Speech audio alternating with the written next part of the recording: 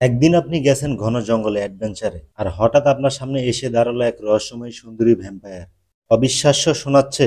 আজ আমি কথা বলবো ম্যাডক হরর ইউনিভার্সের নতুন মুভি থামা নিয়ে, যা অলরেডি সিনেমা হলে রিলিজ হয়ে গেছে। তো কেমন ছিল এই মুভিটি, চলুন কথা বলি এই বিষয়ে। থামা এই মুভির প্রধান চরিত্রে আছেন আয়ুষ্মান খুরানা এবং রাশ্মিকা মান্দানা, আর ভিলেনের চরিত্রে আছেন নওয়াজুদ্দিন সিদ্দিকী। ম্যাডক হরর ইউনিভার্সের নির্মাতা যেভাবে এই হরর কমেডি ইউনিভার্সটাকে এগিয়ে নিচ্ছেন, এটা সত্যি প্রশংসনীয়। স্ত্রী ভেরিয়া মুঞ্জা এই সব সিনেমাগুলোর সঙ্গে এখন যুক্ত হলো থামা। বিশেষ ধন্যবাদ দিতে হয় প্রযোজক দীনেশ ভিজানকে, কারণ তিনি এক অসাধারণ ভিশন নিয়ে এই ইউনিভার্সকে গড়ে তুলেছেন। সিনেমা শুরু হওয়ার আগে দেখানো হয় ম্যাডক হরর ইউনিভার্সের পরবর্তী সিনেমা শক্তিশালিনীর টিজার। থামা এই মুভির গল্প নিয়ে যদি বলি, থামা এই মুভির প্রধান চরিত্র আলোক, প্লেড বাই আয়ুষ্মান খুরানা।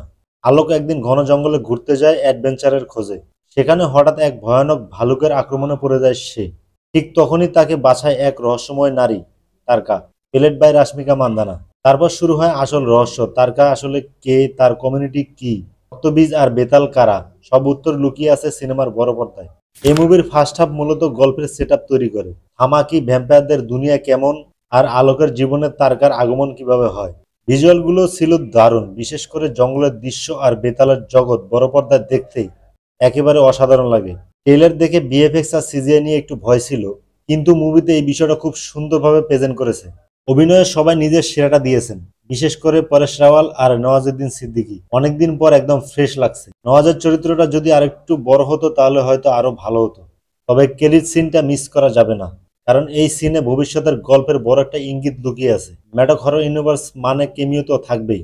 ভেরিয়ার এক ঝলক তো আমরা ট্রেলারে আগে দেখেছি। যারা হলিউড সিনেমা দেখেন তারা জানেন ভ্যাম্পায়ার আর ওয়ার উলফের লড়াই কতটা ক্লাসিক ও কনফ্লিক্ট। এই সিনেমাতেও সেই রাইভেলরি তৈরি করা হয়েছে, যেটা সম্ভবত আপকামিং মুভিগুলোতে আরো গভীরভাবে দেখানো হবে। যারা স্ত্রী বা স্ত্রী টু এর মতো প্রচুর হাসির সিনেমা আশা করেছিলেন, তাদের কাছে থামা একটু সিরিয়াস লাগতে পারে।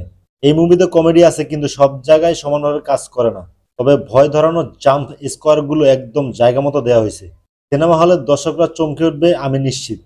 সিনেমার ব্যাকগ্রাউন্ড মিউজিক খুব ভালো ছিল, গানগুলোর মধ্যে দুই তিনটা বেশ মনে রাখার মতো। আর হ্যাঁ, ভ্যাম্পায়ার লুকে আয়ুষ্মান খুরানাকে সত্যি দুর্দান্ত লাগছে। সব দিক বিচার করলে বলা যায় থামা হলো একদম ভালো মানের বিনোদনমূলক সিনেমা, যা দর্শকদের এক নতুন জগতে নিয়ে যাবে। আপনি যদি এই মুভিটা দেখে থাকেন তাহলে আপনার মতামত কমেন্টে জানান। আর ভিডিওটা ভালো লাগলে লাইক, শেয়ার আর সাবস্ক্রাইব করতে ভুলবেন না।